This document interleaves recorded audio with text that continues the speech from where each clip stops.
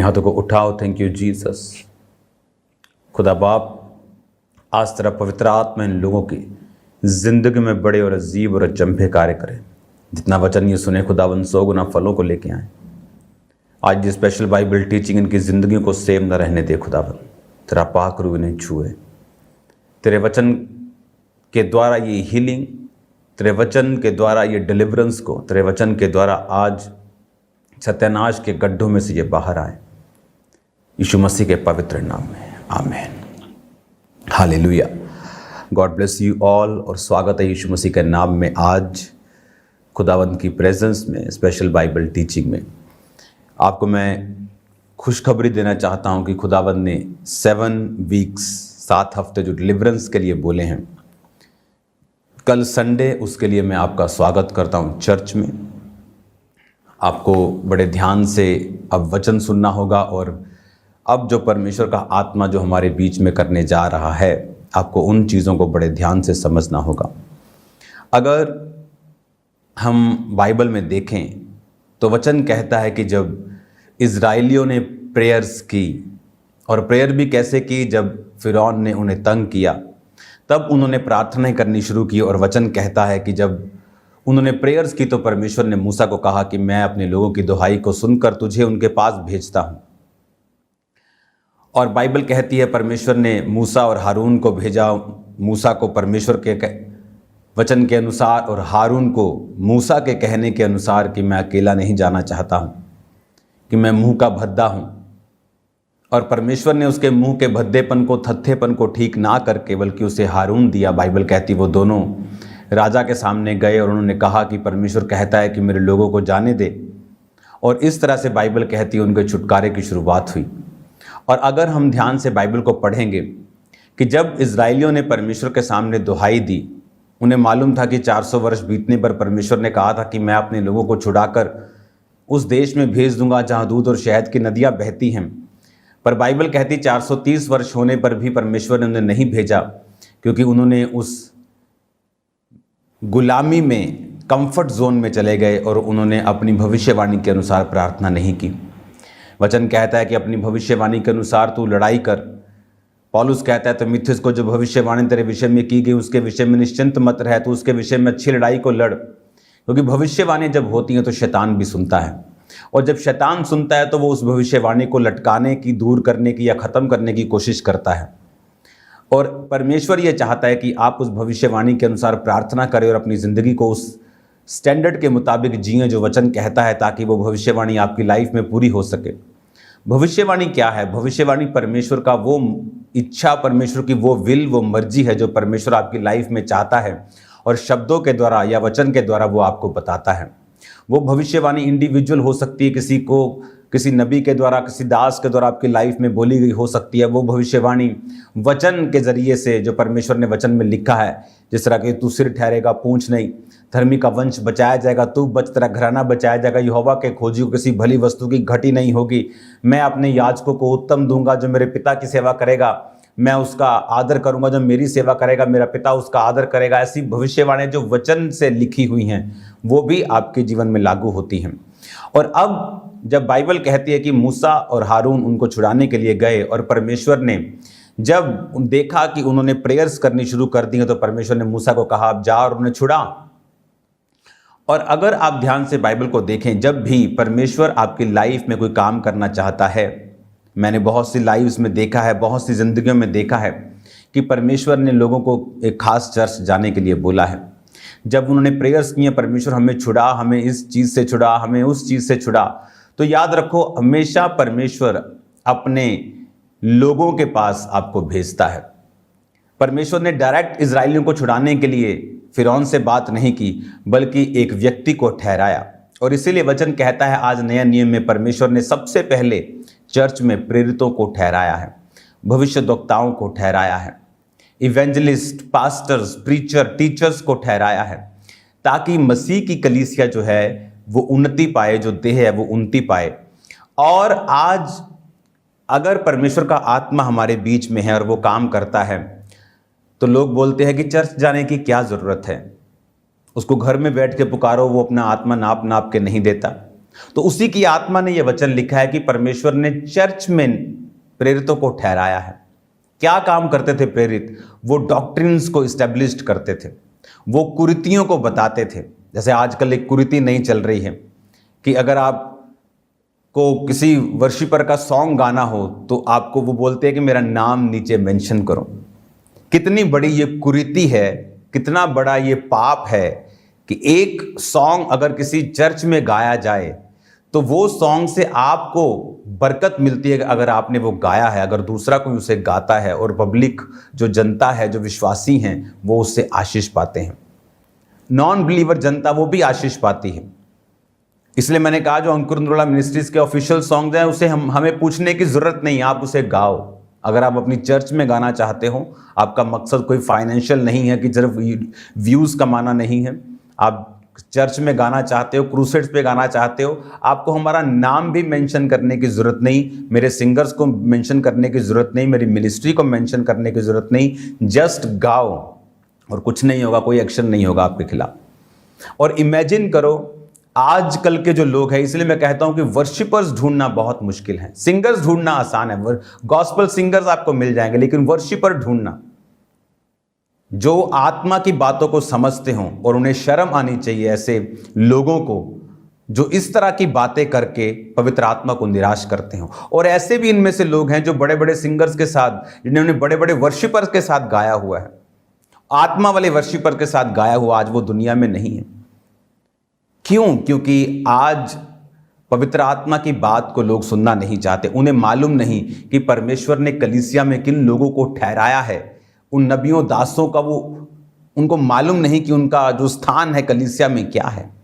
अगर आप बाइबल ध्यान से पढ़ें, आने वाले समय में इन ये संडे से मैं आपको बताऊंगा कि 7 संडेज, 7 हफ्ते, अगले थर्सडे से और इस संडे से मैं आपको बताऊंगा 7 थर्सडे और 7 संडे डिलीवरेंस के होंगे, छुटकारे के होंगे। और परमेश्वर ने मुझसे कहा है आप लोग जबरदस्त रीति का छुटकारा पाओगे यीशु मसीह के नाम में। आपको जस्ट इन 7 हफ्तों में चर्च मिस नहीं करना और ऑयल की बोतल के साथ आपको आना है ताकि वो आप मसाओ। मैं भी आपको ऑयल देता हूं फ्री, दूंगा भी, डबल दूंगा, ट्रिपल दूंगा, डोंट वरी, लेकिन उस ऑयल की बोतल के साथ आपको आना है ताकि वो मसा जो है, वो अनॉइंटिंग, वो ऑयल पे लगातार ठहरी रहे और वो आपकी लाइफ में हथियार की तरह काम करे। हालेलुया। आने वाले समय में, आने वाले 7 संडे और थर्सडे में अलग अलग टॉपिक के ऊपर प्रीच होगा। संडे एक टॉपिक के ऊपर प्रीच होगा, थर्सडे एक टॉपिक के ऊपर प्रीच होगा, उसी टॉपिक पे प्रीच होगा और टीच होगा, और उसके बाद उसी टॉपिक के लिए डिलीवरेंस होगी। अगर कर्जे के लिए प्रचार हो रहा है तो कर्जे के विषय में कैसे बाहर आना है, प्रीचिंग होगी, टीचिंग होगी। उसके बाद आपको मसा किया जाएगा, ले हैंड किया जाएगा और डिलीवर किया जाएगा। और एक नंबर मैं आपको लॉन्च करूंगा, टेस्टिमनीज नंबर, और आप हैरान होंगे आप कि इन 7 हफ्तों में हजारों, सैकड़ों टेस्टिमनीज हम सुनने के लिए जा रहे हैं। तो कल संडे के लिए आपको तैयार रहना है, क्योंकि परमेश्वर का आत्मा अजीब, अचंभे और बड़े काम करने के लिए जा रहा है। आपने इमेजिन नहीं किया होगा जो आपकी लाइफ में होने वाला है अगर आप फॉलो करना स्टार्ट कर दें, जो मैं आपको प्रोफेटिकली बता रहा हूं, जो परमेश्वर का आत्मा करने जा रहा है। अब एक और चीज जो मैं आपको बताने जा रहा हूं कि परमेश्वर ने क्यों दासों को ठहराया है और उनके पास परमेश्वर ने अधिकार दिए हैं, उनको पावर दी है लोगों को डिलीवर करने की, लोगों को आजाद करने की। और सभी दास एक समान नहीं हैं। अगर आप निर्गमन की पुस्तक पढ़े, जब परमेश्वर ने अलग अलग तरह की महामारियों से मिस्र को ग्रसित किया, तो बाइबल कहती है कि जब आप निर्गमन उसकी 7 बाब से लेकर आप लगातार 10 बाब तक पढ़ते हैं, मेंढकों की जैसे हम महामारी 8 बाब में पढ़ते हैं, तो बाइबल कहती है कि फिर 8 की 5 में यहोवा ने मूसा को आज्ञा दी, हारून से कह दे नदियों, नहरों, झीलों के ऊपर लाठी के साथ अपना हाथ बढ़ाकर मेंढकों को मिस्र देश पर चढ़ा ले आए। परमेश्वर ने मूसा को कहा हारून से कह दे नदियों पर अपना लाठी बढ़ा, हाथ बढ़ा, तो लिखा कि बहुत से मेंढक आ गए। 16 आयत में लिखा यहोवा ने मूसा से कहा हारून को आज्ञा दे लाठी बढ़ाकर भूमि की धूल पर मार, जिससे मिस्र देश भर में कुटकियां बन जाएं। आप देखेंगे परमेश्वर ने मूसा को कहा कि हारून को बोल, हारून को बोल, हारून को बोल, हारून को बोल। और अब अगर आप निर्गमन 10 बाब को पढ़ेंगे और 9 बाब की 13 आयत को पढ़ेंगे। इससे पहले अगर आप पढ़ेंगे, वो घरेलू पशुओं की महामारी हो, वो दूसरी डांसों की, कुटकियों की, मेंढकों की हो, हारून काम करता रहा। लेकिन अब परमेश्वर ने उसका लेवल सजा का बढ़ा दिया, मिरेकल्स का जो पावर थी वो बढ़ा दी। अब परमेश्वर ने कहा कि ओलों की महामारी होगी, कि ओले बरसेंगे। तब यहोवा ने मूसा से कहा, सवेरे उठकर फिरौन के सामने खड़ा हो और बोल कि यहोवा इस प्रकार कहता है कि मेरे प्रजा के लोगों को जाने दे कि वे मेरी उपासना करें, नहीं तो अब मैं तेरे कर्मचारियों, तुझ पर, तेरी प्रजा पर सब प्रकार की विपत्तियां डालूंगा। तू जान ले कि सारी पृथ्वी के ऊपर मेरे तुल्य कोई नहीं। हालेलुया। अब 22 आयत में लिखा, तब यहोवा ने मूसा से कहा, अपना हाथ आकाश की ओर बढ़ा। ये ओलों की महामारी, मैंने जब इसकी स्टडी की तो ये महामारी थी जहां पर परमेश्वर ने हारून को बोलना बंद कर दिया, क्योंकि ये उसके बस के बाहर था। एक मिरेकल था, हारून मूसा भी करते थे, लाठी सांप बन गई, उठाया लाठी बन गई, और जादूगर भी करते थे। पानी लहू बन गया, पानी जादूगर ने भी लहू बना दिया। फिर एक समय आया कि जादूगर उसकी बराबरी करना बंद कर गए, उनसे नहीं हुआ। फिर एक समय आया जब परमेश्वर ने उस लेवल को बढ़ा दिया। आप जानते हैं परमेश्वर ने ऐसा क्यों किया?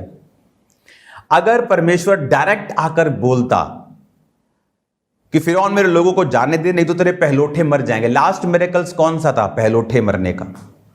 मैं जानता हूं अगर परमेश्वर डायरेक्ट आकर उनसे पहला मिरेकल कर देता पहलोठे मरने का, इजरायली हजारों और लाखों की गिनती में मारे जाते, क्योंकि उनको विश्वास नहीं होता कि ऐसा कुछ हो सकता है। वो भी घर के बाहर रहते, कोई लहू ना लगाता, कोई अनगैली कर लेता और सब मर जाते, बहुत से मर जाते। लेकिन परमेश्वर ने मिरेकल्स के बाद मिरेकल्स के बाद मिरेकल्स दिखाए और फिरौन को और उसकी प्रजा को ठट्ठों में उड़ाया, और इजरायलियों के अंदर एक कॉन्फिडेंस पैदा कर दिया कि जो मूसा कहेगा, हारून कहेगा, वो होगा। उनसे परमेश्वर बात कर रहा है। हालेलुया। और अब एक समय आया जब परमेश्वर मूसा को बोलता है, हारून से कह मेंढक आ जाए, हारून से कह कुटकियां बन जाए, डांस आ जाए। और अब उसके लेवल से बाहर चला गया काम। परमेश्वर ने कहा, मूसा अब तू हाथ बढ़ा कि ओले बरसे। नेचर के ऊपर मूसा का कंट्रोल था।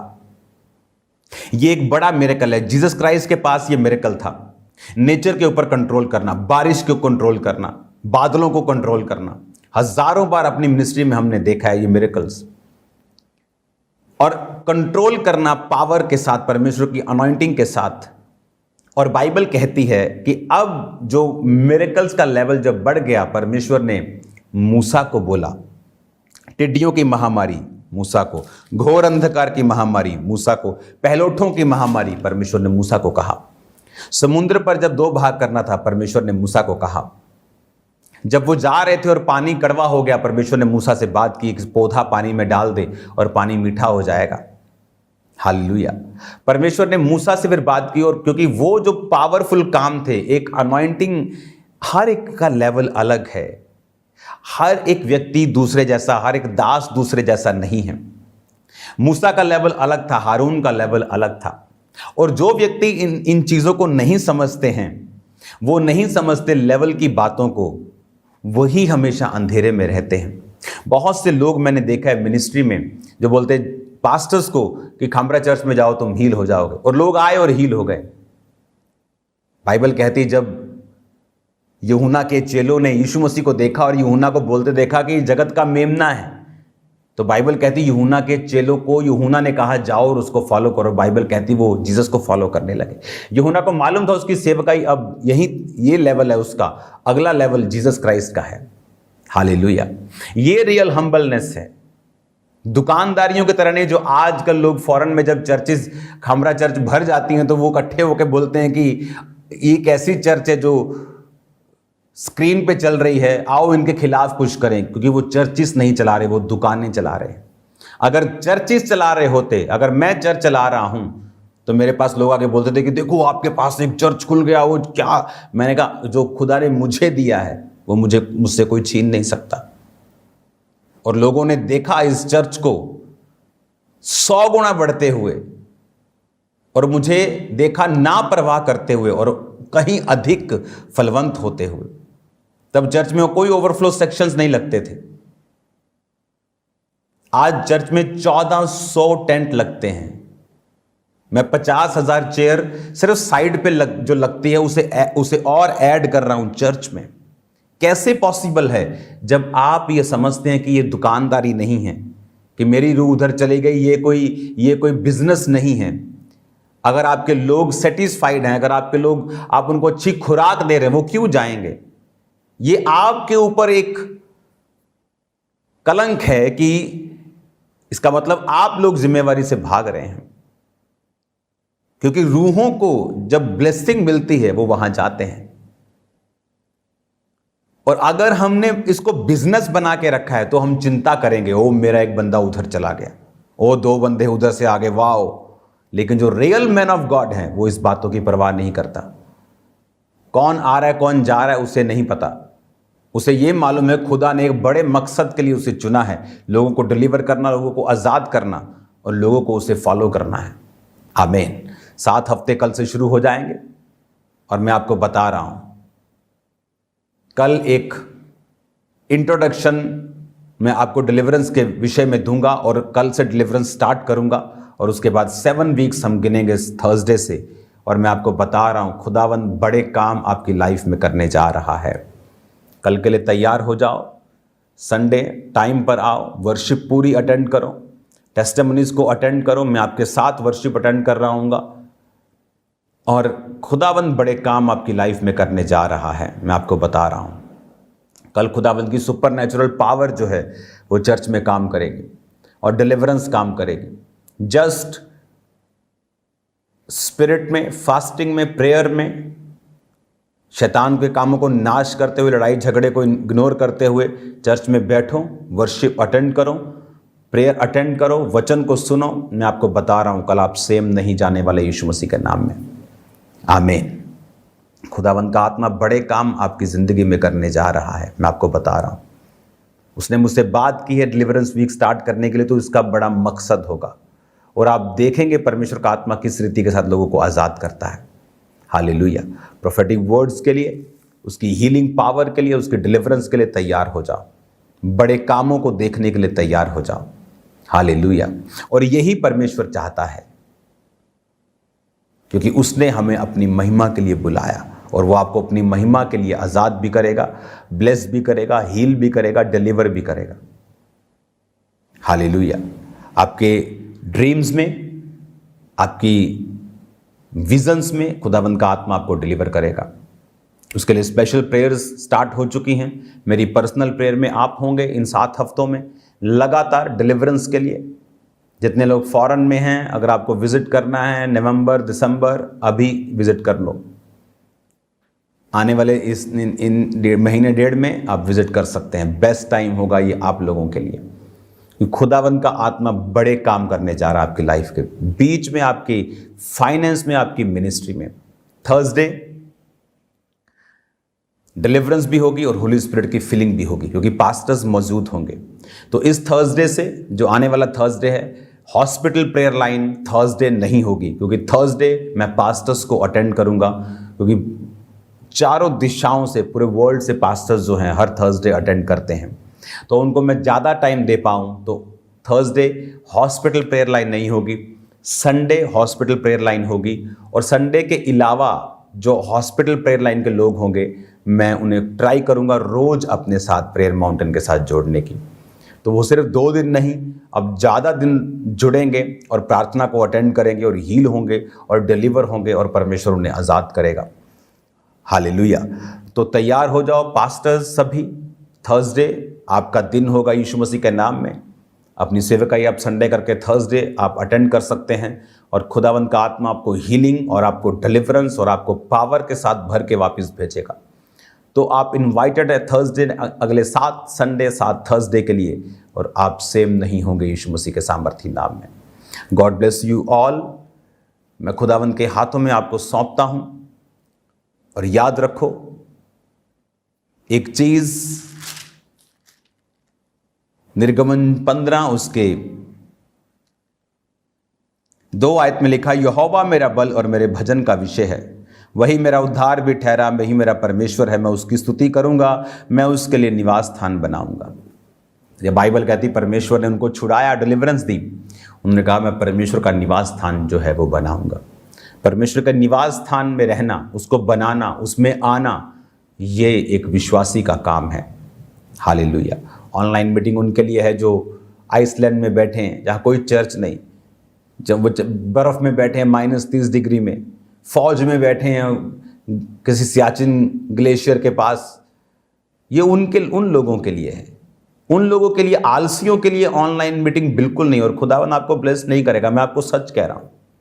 जो लोग आलस के मारे घर बैठे हैं, ऑनलाइन मीटिंग देख रहे हैं, नो, ऑनलाइन मीटिंग किन्हीं और लोगों के लिए है। हमें परमेश्वर के घर में रहना है ताकि हम बरकतों को पा सकें। मैं आपको सच कह रहा हूं, आपको कड़वा लगेगा लेकिन यह सच है, मैं आपको बता रहा हूं। अगर आपको ब्लेस होना है, खुदा के घर में होना है। आमीन। God bless you all. खुदावंद आपको बरकत दे। आप सेम नहीं होंगे। कल मैं आपसे मिलूंगा संडे खुदावंद की प्रेजेंस में, खुदावंद की माइटी वर्शिप में, खुदावंद की डिलीवरेंस वाली पावर के नीचे। आप सेम नहीं होंगे। तैयारी के साथ आना। God bless you all.